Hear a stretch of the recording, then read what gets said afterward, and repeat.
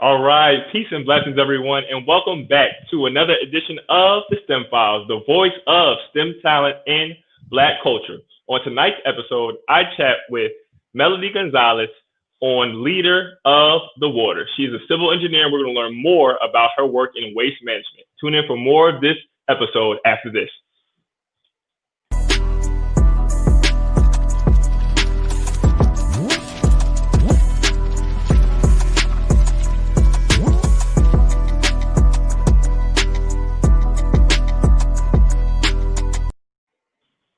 All right, again, family, welcome back to the STEM Files, where we highlight the best and brightest in science, technology, engineering, and mathematics. Before we go any further, y'all better like, comment, and share. I need y'all in the comment section asking questions. We are live every Thursday and Saturday at 6 p.m. Eastern Standard Time across several platforms, on Facebook, of course, at the STEM Files, on YouTube at the STEM Files. Make sure to subscribe and follow us on Instagram at the STEM Files. Thank you again for National Network View and NV for partnering with us to broaden our audience base as well. Again, I am Jabrillion Engineer, typically joined by Tariq Cardiac. I am a mechanical engineer focusing on naval ship fluid systems with a background in material science and engineering.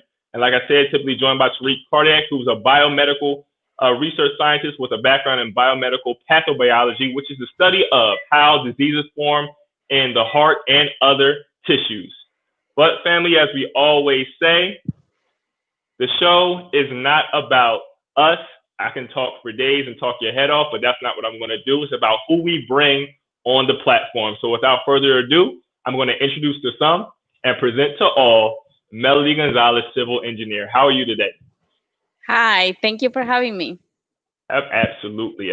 Thank you for blessing us and gracing us with your presence. So at this time, we're going to go a little bit more into your story, and then we're going to get right into questions. Sound good to you? Sure, perfect. Awesome.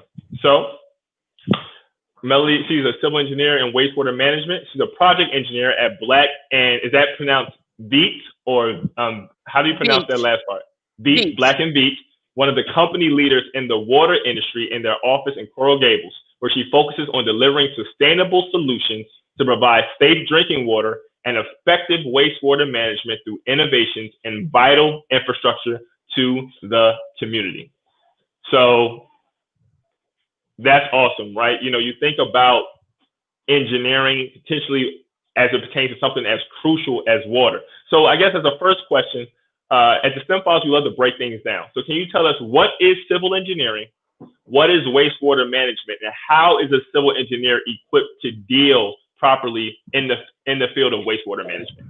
Sure. Well, civil engineering deal with, and I like to go, when someone made this kind of question, I like to go back to the very, very basics. Engineer, it's about solving problems. Right. Civil engineering is about solving problems about basic needs. You need a house, you need water, you need to move from one place to another one. Those are the basic things that you need. Let's put it that way. So you need a house to live. You have the civil engineering, they focus on structure, construction, those kind of things. The type of engineer that I do is water engineering, and we focus on water, not just clean water, but also reclaim, reuse, wastewater. So everything that have to be with water from the beginning of the cycle, the extracting or collecting the water, from all the way to treating, distribution, collecting the water again from the users, and some sort of, I don't want to say disposal, but recycle, or so right. everywhere from the beginning of the cycle to the end of the cycle. So that's what I work. The company Black and Beach, we focus on, and we make a lot of emphasis, and our solution have to be sustainable. Right. We pride ourselves for being on top of the sustainability game. So Right. that's sort of the big picture. Right, right. And thank you so much for that. I hear the term wastewater, and some people may think that it's self explanatory, but can you gotta kind of define, or what are some examples of wastewater, either in your job or things we can maybe see throughout our everyday lives? Sure. I mean, in general, wastewater is any water that is waste. Hmm. And not all the time means only exclusively about the water that is going in the from the toilet, but Hmm. it's also the run of water, the water that is coming from your sink, the water that is coming from your laundry. All those water are waste Right. I didn't even in think of in a that. in a general way. Right. It gets depend of the city. Some city have system separator, Hmm. because the water that is coming from the toilet need a lot of more treatment than the water that is coming from the laundry, for example, or Right. the run of water that is coming from the storm water. A lot of cities and municipality have those waters separated, but not all of them. So the storm water system needs a lot of less treatment, and it's a different kind of process. But we manage as a water company; those are also within our scope. Okay, awesome. So I want to take a step back. I always find it so interesting whenever we have engineers and obviously STEM professionals, students on here. I'm always interested in their past. What got them interested in the sciences, science, technology, engineering, mathematics, and you obviously in civil engineering. So did you always know that you'd be in civil engineering? Did you always like science? Kind of when did that journey start for you? Well, I feel like I'm one of those people that was born to be an engineer. I like Okay. making question, knows why that happened and why that was always behind. I know and solving problem is my thing. Even not about technical stuff, just going to the supermarket. It is an intersection. In my mind, I'll calculate the time that it's going to take me to stop in the stop line or in the stop sign, which one is going to Right. be faster. So that Right. and that is on everything that even that I do in the house that I'm going to cook. I'm calculating how can I improve the process, how can I make everything better and easier, and so I feel like even if I wouldn't chose engineering as a career, I feel like I think and I act as an engineer in a lot of things.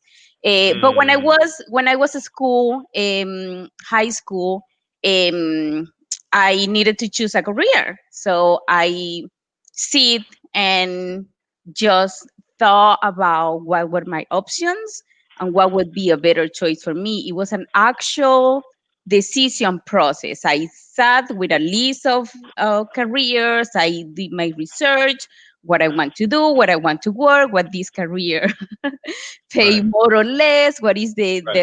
the how much work I have to do, how much I have to study. So all of that I did, and then I narrowed it down to, okay, well, I want to be an engineer. I don't want to be a lawyer. I don't want to be a doctor. So I'm going to be an engineer, and then further, I actually studied petroleum engineering back in Venezuela. I'm from Okay. Venezuela, and I Okay. studied petroleum engineering because it was one of the better the engineers the engineering major, not just best pay there in the country at that point, but they have more job opportunities. And I thought and I had a lot of ways, a lot of different way to um, branch out if I wanted to. So that was Right. pretty cool. So that's what I did. But then life changed, and I moved here to United States, and I want to stay here in Miami. So Right. guess what? There is no petroleum here in Miami. So Right. Right. that made me switch. And so that brings me back to some memories back from Venezuela when in my hometown there was not really a good water infrastructure. So I thought that it would be a good idea now that I was not thinking as a teenager, but as a grown up. Right. I thought that that would be something good to do. That maybe one day I can go back there and help to solve the problem. But for Mm, sure, I wanted to make a difference in the world. I wanted to work on something that not just improve my life, but improve other people's life. And what Mm, better to do than water? So that's why I right. chose being civil engineering and specialize on water in particular. You know, the last part of what you said is so key. You know, talk about water, right? 70+% of the human body, we need it to survive. There's several types of water. You think about salt water and fresh water, how those different seas or water masses, they come together, they don't mix. Water is so important and impressive in that it's beautiful but and devastating at the same time. Think of Yep. Hurricane Katrina versus looking over a lake and having the sun rays come over the lake and seeing it sparkle. Two very distinct situations that highlight different aspects of water. I want to talk about how you mentioned leaving or having an impact. One of the things that attracted me to engineering was I always said, how can I utilize my gifts and talents and general interests? It's not always about, okay, I'm just good at this, but I'm interested in this as well, and I like this. How can I use those things to leave a tangible impact on society, right? And you mentioned I want to be able to make my life and the life of other people better. So I guess how has that definition kind of changed throughout your, professional career? Are you still looking to make an impact in the same way, or are you do now have new goals and ways you want to make impact, and have they changed? No, I think it kind of stay. I I I want to. I definitely want to make a positive impact on other people's life. What it has happened with the years is that I understand better and I have narrowed down the way that I want to make that impact, and what kind of people or what exactly where and how. Mm, That's what he has.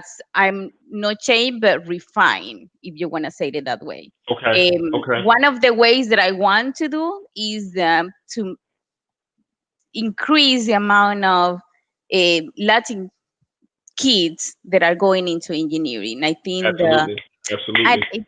exactly, not just because I want them to join us, and I feel to be honest, I think we engineers are the coolest people in the world. I'm We sorry, are. We everybody else. are. Yep. And that's no But bias. We're the coolest people in the world. yeah, Yes. the coolest. So I think yeah. So, but besides that, it's we are the people that make life what it is. It's, let's be honest, everything that is around us, the fact that we can communicate from where you are to where I am, is thanks to an engineer who create this. And don't get me wrong, I love science and I love scientists, and we work hand to hand, but Absolutely. Absolutely. they work on making sense of the world and discover understanding how things work. Right. But we are the one who make practical whatever they discover. I love that. That's a great definition. Listen, Yeah, fam, you heard it here first, right? And Tariq, if you are watching, and Mr. Life Sciences, she said it here first. Engineers are the coolest people in the world. So yes, sorry to all the scientists out there. We love what y'all do. Y'all provide us the foundation to then build upon. But definitely. listen, we out here making strides and moving things forward. So we appreciate y'all, but we still cooler. I mean, we got to say it. But Yeah, absolutely. So like I always tell people, right? The scientist works on understanding what is, and the engineer brings into existence that which never was or is not exactly, now to solve a specific problem. So like you said, there has to be a healthy marriage between exactly. scientists and engineers, or society doesn't move forward. That's a brilliant point. Exactly, Um, exactly. So yeah. So everything that is around is about engineering. So I want to bring more Latin community, Latin kids to into engineering. right, Again, not just because we need more engineers in general, but because the Latin community, have a different perspective and a different point of view. And right, diversity is everything. The right. more different point of view that we have in order to solve one problem, the better solution that we're gonna come up with. So Absolutely, absolutely. it's just, yeah, it just makes sense to try to do it. So if that's one Right. of the ways that I want to contribute to my profession and then to the community that I Right. love. And then also, I want to work on projects that are significantly impacting the life of the community, also from not now, but with many years to come. And making sure the you guys, the regular people, have a clean, reliable source of water, and your kids and your grandkids can enjoy the same clean water. Absolutely, absolutely. That is so on point. I love how you talked about representation. You know, a lot of times when people hear diversity, they think affirmative action. And I love clearing this up because when you speak diversity and now we've added on inclusion, diversity is not just, oh, I'm black or quote unquote African American and you know someone else Latino, let's bring them in. When you bring someone from another culture, you're diversifying not only what you look like, you're diversifying thought process, you're diversifying background, you're diversifying morals and values. These are things that are very highly coveted and Yeah, advantageous for any team to solve complex problems. The same way a problem is multifaceted, your team has to be multifaceted, thereby creating a proper solution that can be utilized for the benefit of everyone, right? So when exactly. we're Yeah, talking about seeing yourself in the picture, it's not only beneficial to those of us trying to get into the picture, it's beneficial for those who are already in the picture, definitely. right? Definitely. Yeah. So We absolutely. actually, I was part of the Water Leadership Institute in 2018, and at that point, I Okay. was still a student. I was the only student part of the team, which was a little intimidated for me. Eh, but Okay. we, as part of the team, we have to write a paper. We have to do some research and write a paper about diversity in the workforce in Mm, general. And that was one of the points that we made. It was not just about representation or diversity for the sake of diversity.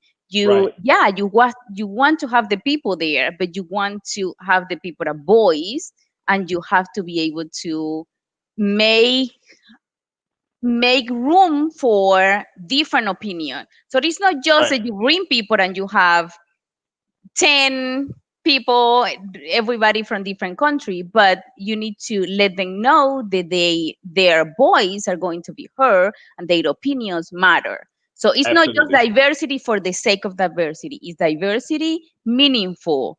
Is you can see the people that look like you, but you can see that they are being heard.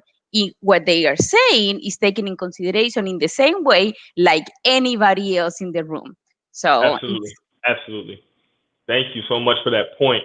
Family, again, make sure you're liking, commenting, and sharing our content. Drop comments and questions in the comments. We will make sure to read and ask your questions, or I'll make sure to read and ask your questions to Melody. I want to drill back down to the technical side of things and talk about water treatment. Can you speak to, you know, generally or specific, what goes into the water treatment process? So the murky, nasty water comes in either from the laundry, from the toilet, etc., and it's clean. But what happens kind of in between that process? Okay, that is a really great question. I am not going to go into a lot of detail. Also, keep in mind, or let me explain this better. Um, we, the civil engineers in water, we focus more in the physical part of the process. Mm, But we work at the same time with environmental engineers who focus right, on the chemistry and the biological part of the process. right. So they both happen at the same time, sort of. Okay. Eh, Mm-hmm. but we focus on different things.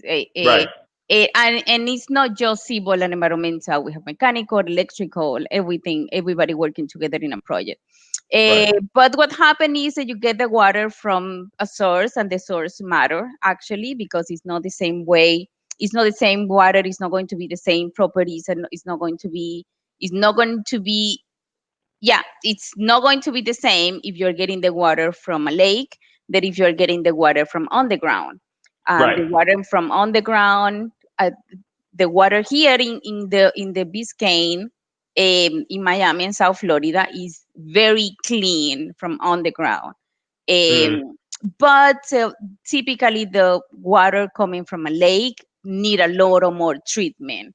Um, absolutely. so it's every water treatment plant has a very particular set of parameters that they have to meet because the source it's different in each one.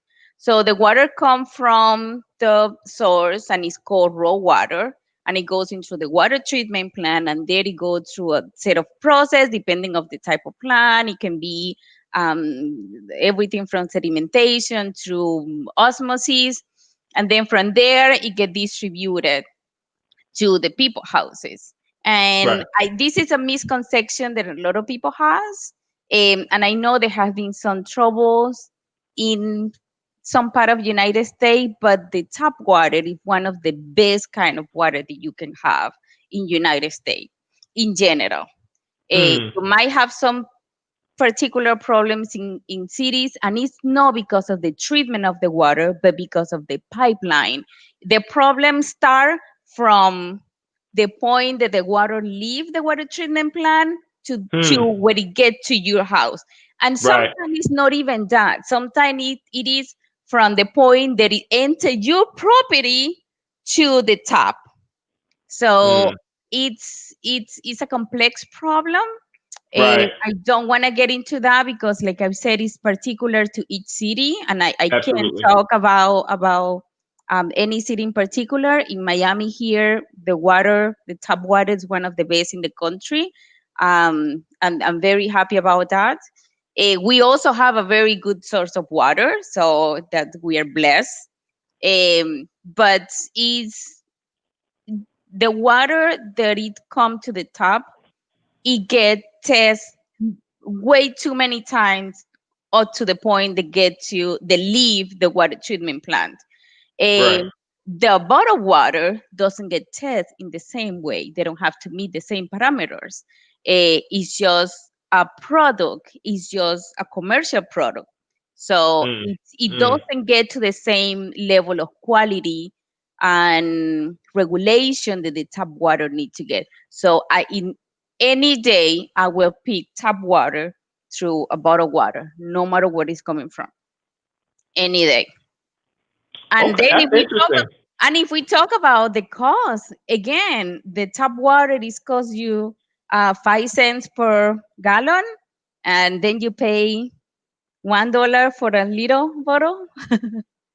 It, Mm.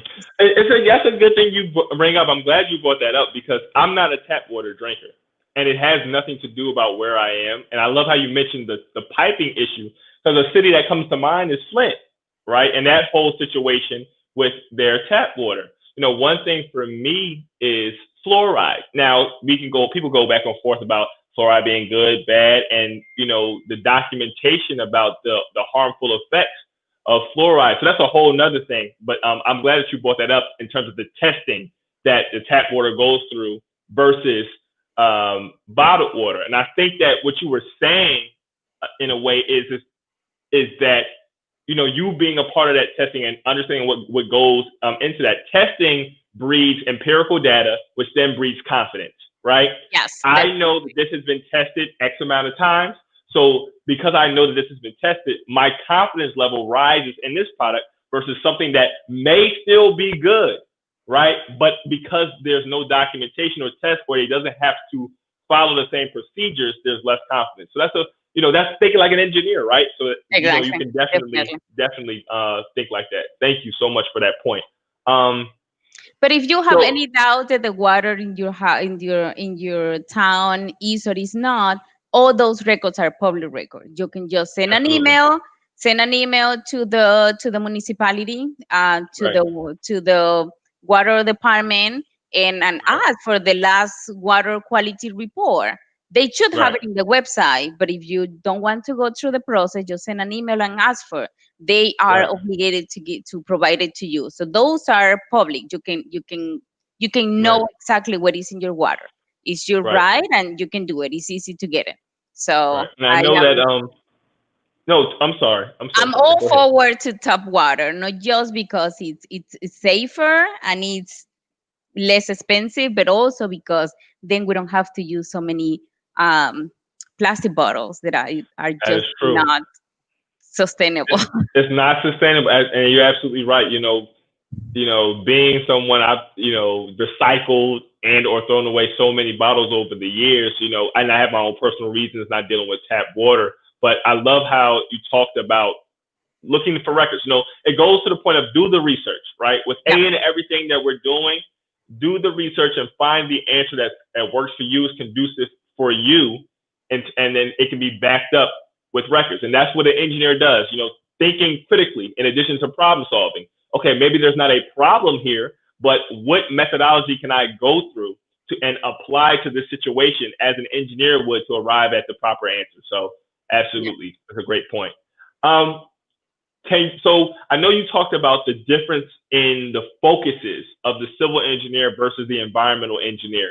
Can you speak to another project you've worked on and what the civil engineers specifically were responsible for, so we can kind of paint a better picture for the audience on you all's responsibilities for that project?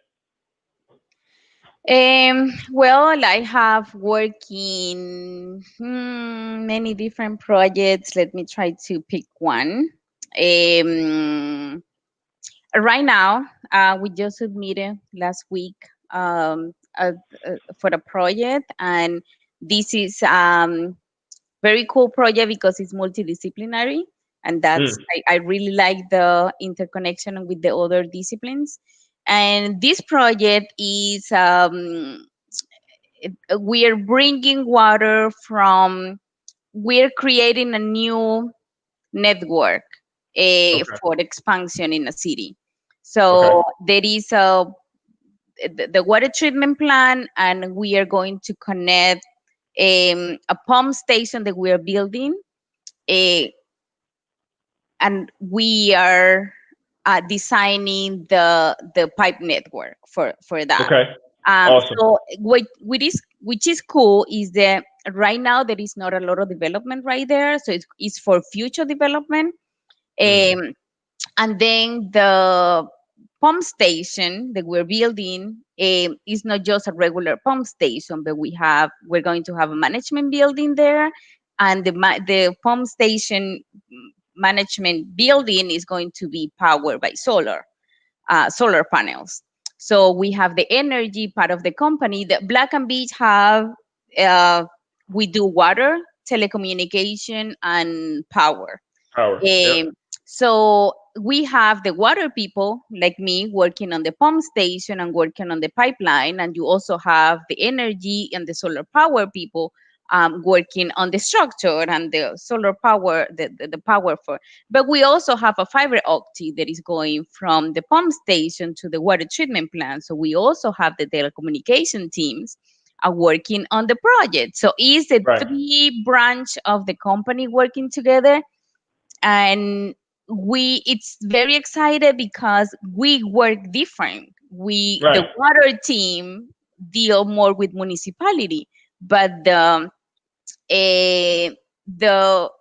solar power it's a little bit more private customers. So Right. we work in different ways. In the water people, we are all about saving money because everything is paid by the community, by the taxes that you guys paid. So we always try to go for the minimum cost and the most effective way. So that has been very interesting to manage and to coordinate, which is pretty cool. I found very very cool. And there's a lot of people working on the project, from electrical to mechanical and everybody in between. But my part is it's a small part because I'm in charge of the design from one part of the project all the way to the pump station. And I'm Mm, in charge of the design for the pipeline and everything that goes within the study of the soil and where it needs to go and the properties that we need um, to go through, and the type of technology that we need to use to install the pipe. So that's sort of what I'm doing on that project in particular. And like I said, it's we're not thinking about what the project is going to do right now, because right now it is not going to be doing a lot, but we need to be thinking from now to 50 years, because the community is expanding and is growing. So we are Right. not creating a project for the people that are living there now, but for the people Right. that are going to live there in 20 and 30 years. So Right. that's pretty cool. Absolutely. And this brings me to it's the halfway point of the show. And actually, before I do our black owned business, well, our other black owned business for today, I definitely want to highlight the parent company for the STEM files. So Original Man Scientific. It's my and brother Tariq's black owned research and development company. So I bring this up because you were speaking about really an R&D aspect or project of what you all do. And for anyone who doesn't know, when you have like in-service versus R&D projects, one of the biggest differences is the length of time over which the project is completed. Typically, things that are in service and are being rolled out right now are much quicker, and there's a lot of maintenance to kind of keep them upcoming. But similar to what you were talking about with the pumps and the solar panels and the telecom, this is something for 20 plus years down the line, and it's going to take some time to be fully developed. So thinking about Original Man Scientific and what we do, it's an R&D company geared towards delivering the advantages of R&D to your community. And one of the major things that we're most proud of is our shipping container project, which is OMS Cubed, which we partner with different manufacturers and designers of shipping containers to deliver, whether it be for an office space, a workspace, a home, shipping container solutions for your different applications, amongst other things. So that was something that I thought was an awesome segue, and I thought was really, really good for what you do. So without further ado, I want to actually highlight our actual black-owned business for this evening, introducing to some and presenting to others the Luscious Lab. This is a black woman-owned skincare company by my beautiful aunt and fellow University of Pennsylvania grad, Leslie Mintz. She's a registered nurse, and all of her products have natural and organic ingredients. They're paraben-free, sulfate-free, have essential oils, and they're non-comedogenic oils, all natural formulas designed for all skin types. She actually just released her men's line, which if you look at the bottom two is a beard oil, as well as a face and body wash. And then she has two specials going on right now. She has one that actually ends today, a Super Saturday sale, 20% off her entire site. So she has moisturizers, different facial cleansers. She also has yoni bars for the women, as well as different serums. So if you go to www.thelusciouslab.com, you will have 20% off the entire site for the rest of today using the code Super Saturday. And last but not least, she has another stocking stuffer sale. So spend $25, get $5 off, $50, get $10 off, and $75, get $15 off, and $100, get $20 off. So as we said, make sure to tap in. She has an awesome product, a lot of great testimonials. And you can find her also on Instagram at luscious_lab, luscious_LAB on Instagram. So I'm looking forward to actually using more of her products myself and moving that forward. So make sure I'll tap into that. Moving on and continuing, I love how you really broke down that last project, and I'm still thinking about how you have the energy side, that water side and the telecom side, all for a major project. Like you said, it's going to leave a lasting impact. I want to talk about your schooling. I want to go back to school a little bit. So if I'm a young person, interested in engineering, civil engineering to be specific, what are some things you'll be telling me to focus on, whether it be coursework, thought process, opportunities? What does that conversation look like if you're talking to a young person? That's a really great question, because I didn't do high school here in United States. I graduated from high school and I studied, like I said, petroleum engineering back from Venezuela. And the school system and the everything around is work very different. So when I got here, I was just focused on I need to get straight A's. And that's what I was that was what I knew that I needed to do, and that's what I was focusing. So I went to Miami-Dade College, and I transferred. My mentor at that point told me you need to have 4.0 because you don't have anything else. At that point I didn't even understood what was anything else. Right, Um, right, so I just knew that I needed to get 4.0, and I got it. So and I transfer. I asked for the transfer. I didn't knew that you have to apply to different schools and they would right, accept you to one. I didn't know that. I'd apply to one because that was the one that I wanted to go. So right. like I say, I didn't know about the whole process. She was the one who told me that I needed to take the SAT. I didn't know what Mhm. the SAT was. Right, Any clue? So yeah, so when I started actually university at FIU, I went to talk to my advisor, and she was the one who taught me what to do and how to do it, and what things were important and what were not so important. And I don't want to say here, don't get me wrong, never, I'm never going to say the grades don't matter. Grades hmm, do matter, right, but grades are not the only thing right, that matters. right, And right, that's very important that all the, not just engineering student, but any student understand in general. Yeah, you need to go to school and understand and get good grades because that's going to open door for you, but that's not all. So right, if you're a young engineer and you're studying, and especially if you're not sure exactly what to do, I would tell you to start the earlier the better, to start just getting different opinions, to start networking, see other people, get involved in different organization. If you know what you want to do, just focus on the ones that you want to do. In right, particular, myself, I wanted to do water. right, So I got involved in the Florida Water Environment Association and EWB. I was the president of EWB, and we were working on providing water to a small community in Nicaragua. right, Um, so because I wanted to focus on water, so I wanted to get my experience on that.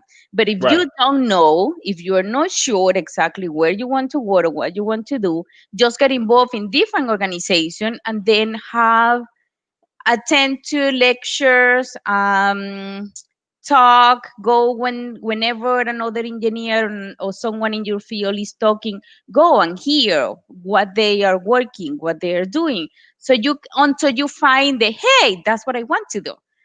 right. That until you get to that day. So my suggestion to the young engineers is you need to get involved. That's the first things. Once you get involved, everything else is just going to show up somehow. The opportunities are gonna come to you. But if you don't get involved, nobody's gonna come to knock on your door to say, hey, do you want an internship? That's not gonna happen. So Listen, absolutely, that's not going to happen. One thing that I've come to really know and understand is you could be the smartest, most knowledgeable person in the world, but if nobody knows that, it doesn't matter. yep, definitely. So the combination of what you know and who you know, and then the demonstration to those you know of what you know is so important because, Definitely. like, you going back to that networking, right? Who has the cookie, right? Who has what it is that I desire? Not necessarily the position, but just the high level conversation, the opportunities, right? The ability to just help me through a situation and vice versa, right? Who has that? And how can I get in front of that individual to be able to learn more about what they do, then learn about myself and move forward? And that's a big, big part of why we have the STEM files. Like I was Exactly. talking to you about before the show, representation is key.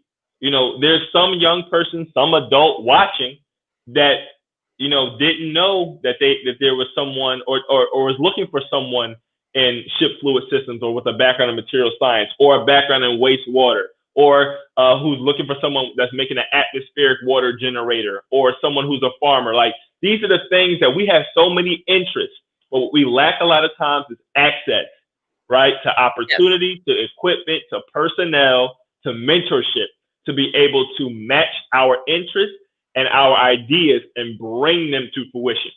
So what you said is so key. Make sure you network. And when we say network, right, we're not just talking about meet a bunch of people.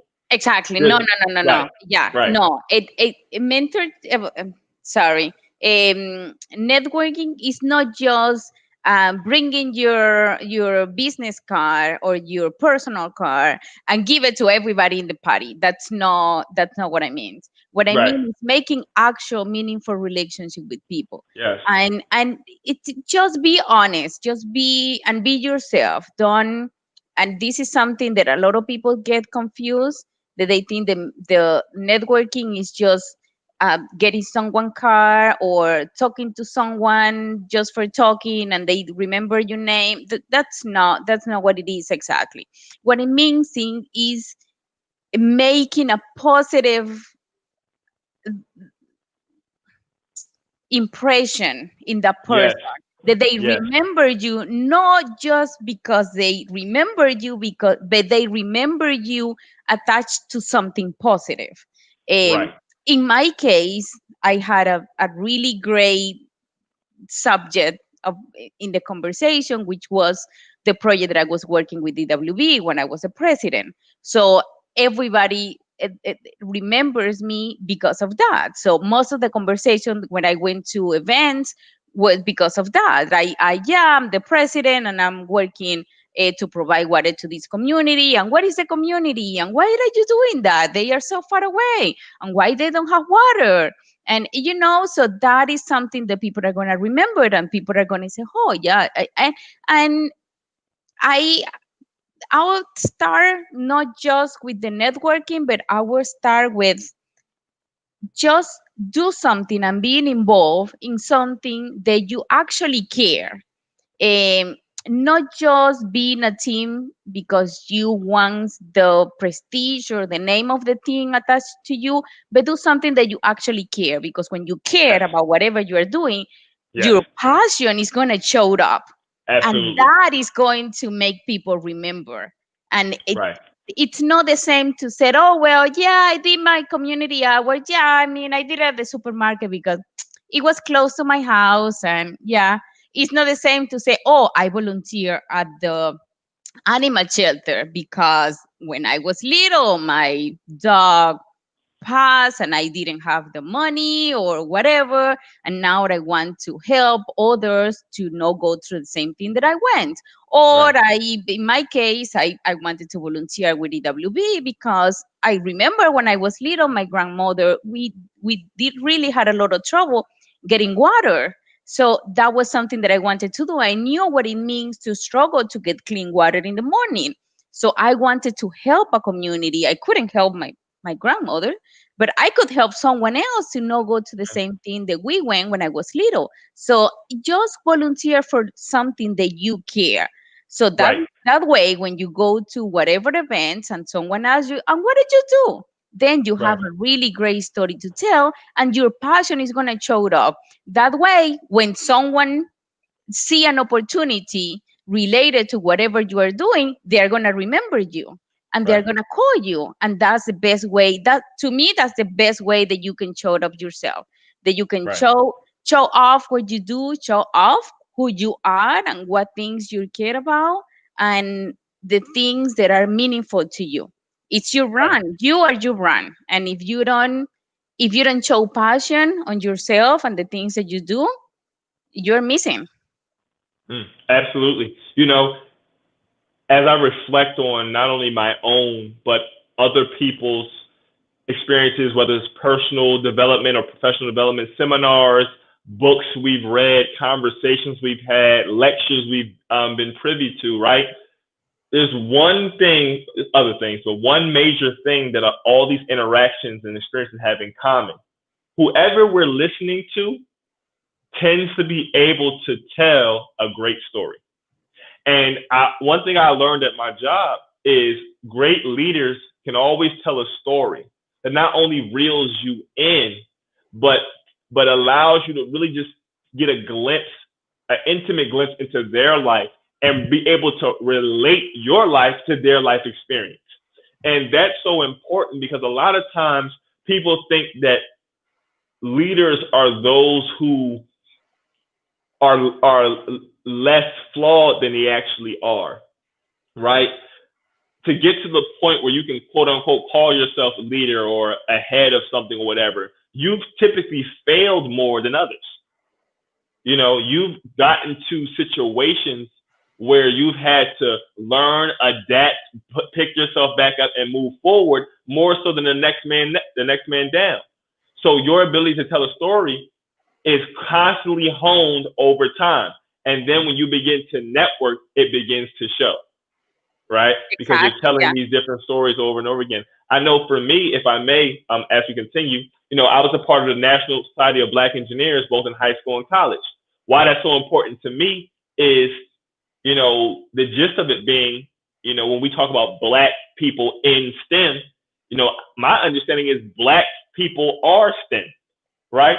You talk about a people, an original people, an ancient people that put a lot of things out here, invented things in slavery, pre-slavery, right? So the concept of science, technology, engineering, and mathematics, we have always exemplified that.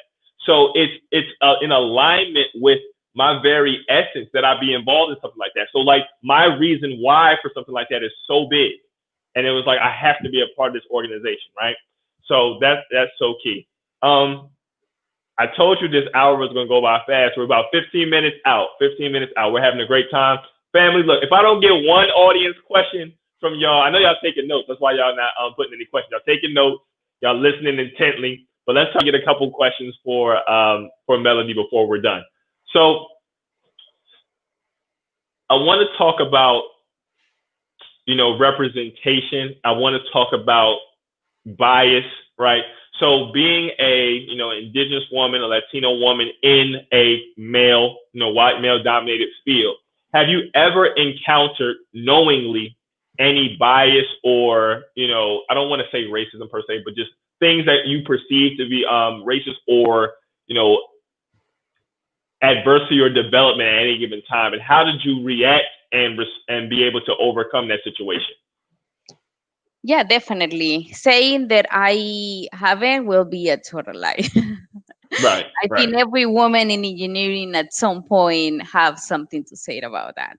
right, I, to be honest, in my case, it's a lot. I tell people that I'm part of a lot of different minorities. right, It might be a disadvantage, but I use it as an advantage. You can tell, um, because I'm not just a Latino, but I am an actual immigrant. I didn't born mm, here. I'm right, an American citizen now, but I was not when I started studying engineering. Also, I this is my second degree. I studied petroleum engineering. That means that I didn't went to college here when I was 20. So right. when I got to school, my classmates were all 18, 19, 21, and I was a single mom of two boys. Mm, So, and that was very difficult because then it wasn't just because I was a Latina, it wasn't just because I was a woman in engineering, but it was also because I was in another life phase than everybody else. right, So when everybody went for parties, I needed to go to pick up my kids from school. So that made me feel separated from a lot of my classmates. So I feel like that it's a if you can if I can put it in a way, it's I have always feel a minority even within my community of Latin woman in engineering. Um, and a lot of people, when they talk to me over the phone, they said, a young engineer, a young engineer, a young engineer. And then when I say something like, oh, no, well, I can't today, or I have to go to pick up my kids to school, or so they say, oh, did you have kids? I didn't know you have kids. Right. And they Right. are surprised because it's not common that an engineer, uh, uh, an engineer recent graduate is going to have almost teenager kids. Right. So my Right. kids are 13 and 14. So yeah, I have encountered a lot of different kind of bias, not just the typical, oh, she's a woman and she's a young engineer, but also she's a single mom of two boys when she's a young Right. engineer at the same time. Right. So it's Right. yeah. And I would just tell everybody in minority, everybody, not just Latino or black or any other minority, is that your different perspective and your minority, it's is your strength. You can see Mm, things the others cannot. And I don't, yeah, there are races, and that's a total different story. But we all have bias. We all have bias. absolutely. Absolutely. And is it the more that you are aware of your own, the more you can help others to be aware too. And Right. that come with speaking up and say, Right. I have Advocacy. been Yep. in meetings, and I just can't stay quiet. I can't. When I see something, I have to say it, and I'm very vocal. And I have been in meetings where everybody is just white guy presenting, and I Right. just can't. I can't. So after the meeting or whatever I can't, I make a phone call and I approach this person. I say, "Hey, it was great the presentation. I really love it. However, I saw this and this and that." And I just tell what I feel. Like I Right. saw that you have four panelists and all of them were white guys. Do Right. you really couldn't find any woman, just even one? And I'm not Right. saying that you need to have one person from each group. Like I know you're not going, I mean, you're going to have an Asian and a black woman or a black Right. man. Or, I mean, Right. it's ridiculous to think that you're going to find one per each, but at least you can have one other person different, at least one, Absolutely. Right. you know. So Right. but that's a way that I deal with that. I don't stay quiet and just resented the fact that the other person didn't acknowledge. I just talk to the person and explain them what I feel. I didn't feel represented. So what does that mean to everybody else? Does that mean that in the field that's nobody else that look like me, or is Right. no space for me to grow? Is that what you Mm, mean? And then right. the other person, of course, they need to acknowledge that that's not what I meant. I didn't even realize. And Right. then oh, I'll do it better next time. That's Right. typically the answer. So I feel like that's the way to do it, because you can see something that they can't see. Your way to deal with it should be speak up and say something, and just assume the positive intent. They didn't do it because they wanted to have you out of the picture. They just are doing it out of lack of It's the knowledge status or quo. lack. This Yeah, is what's done, right? So exactly, unless you say something, I'm going to go with the exactly, flow. And then exactly, sometimes it can be on purpose, and you nip that in the bud too. exactly, Absolutely. But exactly. So I'm gonna tell you something. Yep. either way, it is a positive thing to speak up and to say something. Right. Right. Absolutely. I have this conversation sometimes, and I don't use the term minority for myself or other indigenous people because I think that too many times we think about the term and apply it to us because we're thinking about what we may be doing at any given time. So, like, okay, at my job, at school, in academia, right? But I think globally, when you look at the numbers on a global scale, those indigenous people of our planet are the majority. So when I walk around, that's how I relate to people. I'm not telling you this all the time, but in my mind, regardless of what I see in the room, I went to an Ivy League institution. So if you want to think about it in that sense, being a minority in that sphere, right? I'm not only a black male, but I'm a black male born in the United States. In the Ivy League schools, you have a lot of people who look like me from other places, right? Yeah. I'm from Philadelphia, right?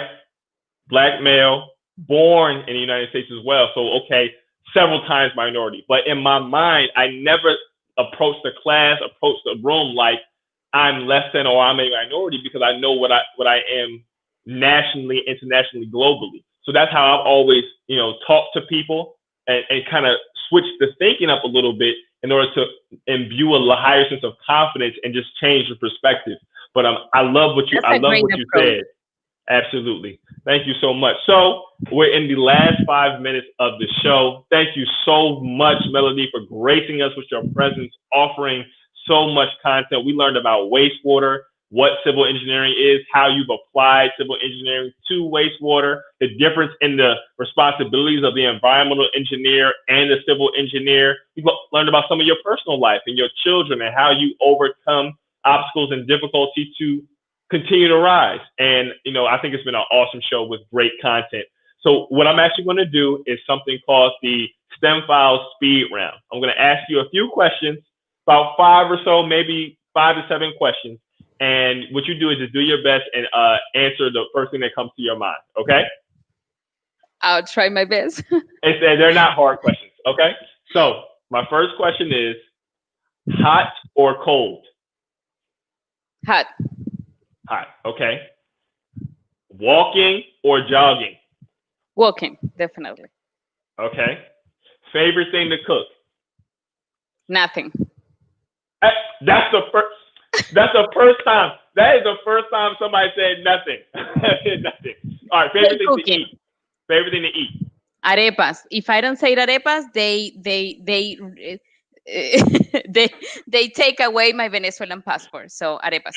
And what are arepas? What are they? It's a round corn type of bread, sort of, but it's delicious. It's really good. Okay, that sounds good. That sounds delicious. Okay. Favorite hobby? Puzzles. I love making puzzles. Like the old fashioned, like 100 and something pieces? Yeah. You and my grandmother would really get along. Like I know, and it's so crazy because I was thinking my to son myself, love it. One of them, I have 2 boys, and one of them love it, and the other one hate it. So right, right. I love my thing growing up. I love like connects and things like the connect things that you put together and construct like robots. That was my thing growing up. I like those too. Those are cool. And like I also really like board games. I was telling my wife, I said, "Babe, we need some more board games in the house." I like 3D puzzles. Those are very cool too. Okay, 3D puzzles. Okay, so okay, 800 credit score or $4,000 a week for the rest of your life. Tough one. The money. I'll say the money. And now, okay, and that's funny because I say the money too. So I'm like, with the money, I get the credit score easy with the money. Yeah. And then I get a credit score easy with the money, and then the score is going to give you loan, debt. Right. But the money's cash. Yeah. The money's cash and it's continuous. So that's investments, that's saving, that's legacy. Yep. Absolutely. I agree wholeheartedly. Okay. One thing about you that not many people know. One interesting fact. I don't know. That's a hard one. I'm not great with technology. I'm an engineer, but I'm not great with technology. I like my life easy, and I like things that make my life easy. I don't like to having to juggle between the computer and the laptop and the cell phone and all the no. I'd rather a piece of paper and writing things. Thank you. Down. Yes. Yeah. Yeah. Y'all heard it here first. We are engineers that some of us not big fans of, nor the best with technology. There are times when I absolutely hate technology. I have to say it. There are times when I because we like solving problems. Right. But not all the time you have to be with technology. So yeah. Right. So here's the last question. My name is Melody Gonzalez, and I'm an engineer. That's the first thing that I said all the time. Every time that I have to introduce myself, that's what I have to say. I feel like it's part of me.